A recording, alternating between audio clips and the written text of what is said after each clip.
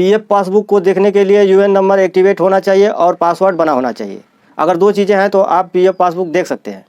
PF passbook का balance online कैसे check किया जाता है, इसे चेक करने के लिए कौन कौन सी चीज़ों की आवश्यकता होगी, इसके साथ साथ पीएफ पासबुक में किस किस प्रकार का पैसा होता है, इसकी जानकारी आपको मिलेगी।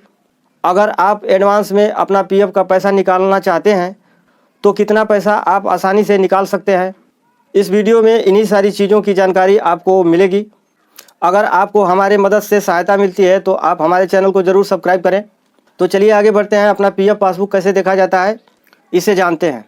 अपने पीएफ पासबुक को ऑनलाइन देखने के लिए कोई भी एक ब्राउज़र लेंगे, जैसे Chrome, opera mini, Google, UC browser, और उस ब्राउज़र के सर्च बार में टाइप करेंगे EPF। उसके बाद सर्च करेंगे। सर्च करने के बाद जो अगला पेज खुलेगा कुछ इस प्रकार से होगा। ऊपर में लिखा होगा एम्प्लॉइज़ प्रोविडेंट फंड, यहाँ से भी पासबुक को देखा जा सकता है। उसके नीचे लिखा है EPF passbook and claim status, यहाँ से भी देखा जा सकता है। पहले एम्प्लॉइज़ प्रोविडेंट फंड से EPF पासबुक को दिखा रहे हैं, उसके बाद EPF passbook and claim status से दिखाएंगे। तो एम्प्लॉइज़ प्रोविडेंट फंड वाले ऑप्शन पे क्लिक करेंगे। आगे का पेज कुछ इस प्रकार से होगा। इस पेज पे आपको जाना है उमंग से नीचे online claim member account transfer पे। चूँकि इस काम को मोबाइल से कर रहे हैं तो मोबाइल को डेस्कटॉप मोड में करना होगा।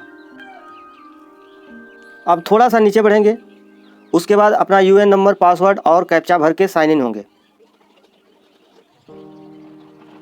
हमने अपना यूएन नंबर और पासवर्ड कैप्चा भर लिया है। अब साइन इन पे क्लिक कर रहे हैं। साइन इन होने के बाद एक पॉपअप आया है, पॉपअप को कट मार्क से हटाएंगे। ये आप कोने में देख पा रहे होंगे। उसके बाद यह पेज पूरी तरह से दिखाई देगा। ऊपर में लिखा है home, view, manage account, online services. तो आपको जाना है व्यू पे। जब आप व्यू पे जाएंगे तो आपको 4 ऑप्शन मिलेगा। पहला प्रोफाइल, दूसरा सर्विस हिस्ट्री, तीसरा यूएन कार्ड और चौथा पासबुक।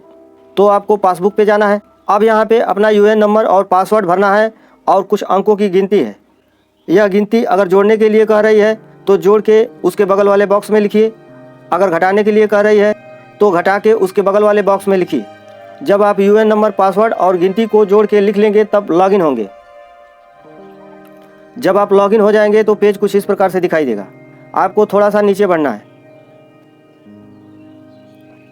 नीचे में आपको लिखा मिलेगा सेलेक्ट मेंबर आईडी। उसके नीचे एक बॉक्स है, उस बॉक्स में क्लिक करेंगे। अगर आपकी एक मेंबर आईडी होगी तो 1 दिखाई देगी, अगर 2 मेंबर आईडी होगी तो 2 दिखाई देगी, अगर 3 मेंबर आईडी होगी तो 3 दिखाई देगी। यानी जितनी भी मेंबर आईडी होगी सारी की सारी मेंबर आईडी दिखाई देंगी। उसमें से एक मेंबर आईडी को आपको चुनना है जिसका पासबुक देखना है। जब आप मेंबर आईडी को चुन लेंगे तो कुछ इस प्रकार से दिखेगा। अब बॉक्स के नीचे लिखा हुआ मिल रहा है व्यू पासबुक न्यू अर्ली। उसके नीचे लिखा मिल रहा है व्यू पासबुक ओल्ड फुल। इसका मतलब यह हुआ कि यह 2 तरह से पासबुक दिखाता है। ऊपर में जब आप क्लिक करेंगे तो आप जिस वर्ष से काम कर रहे हैं उस वर्ष से प्रत्येक वर्ष का पासबुक दिखाएगा, चाहे आप काम कर रहे हों या न कर रहे हों। मैं ऊपर में क्लिक करके आपको दिखा दे रहा हूँ। ऊपर वाले पर या नीचे वाले पर क्लिक करने पर आपको डाउनलोड का भी ऑप्शन मिलेगा। आप चाहें तो डाउनलोड पे क्लिक करके अपने मोबाइल में इसे डाउनलोड भी कर सकते हैं। जैसे मैं डाउनलोड पे क्लिक करके आपको दिखा दे रहा हूँ। जब डाउनलोड पे क्लिक करेंगे तो आपको कुछ इस प्रकार से दिखाई देगा। ऊपर में हरे कलर में लिखा मिल रहा है डाउनलोड फाइल। इस पर आप क्लिक करेंगे। यह फाइल आपके फ़ोन के मेमोरी में डाउनलोड हो गई। आप इसे PDF के रूप में देख भी सकते हैं। जैसे मैंने कहा कि प्रत्येक वर्ष का पासबुक यह दिखाता है, तो आप देख लीजिए इसे। अब मैं पीछे चल के दूसरे तरह से पासबुक को कैसे देखा जाता है उसको दिखाऊंगा। उसके बाद पासबुक के संबंध में बताऊंगा। अब मैं फिर से पहले वाले पेज पे आ गया। अब मैं EPF passbook and claim status पे क्लिक कर रहा हूँ। अब हम उसी पेज पे आ गए जिस पेज पर EPF पासबुक देखे थे। फिर वही प्रोसेस दोबारा करना है।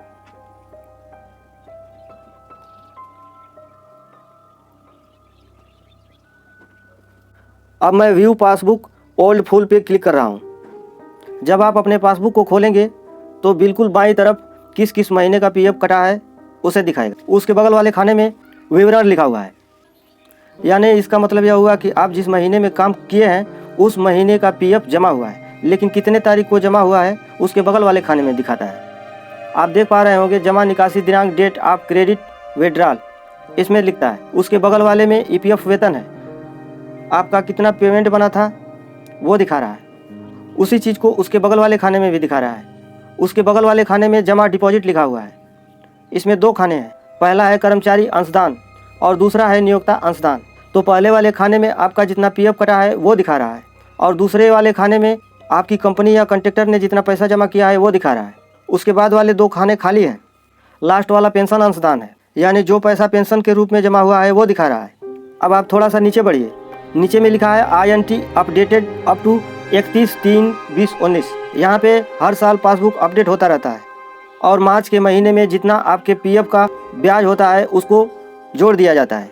जैसे आप देख पा रहे होंगे नीचे में 494 रुपया इसमें जोड़ दिया गया है। ब्याज आपका जितना पीएफ कटा है उसका भी मिलता है और आपके कॉन्ट्रैक्टर या कंपनी ने जो पैसा जमा किया है उसका भी मिलता है।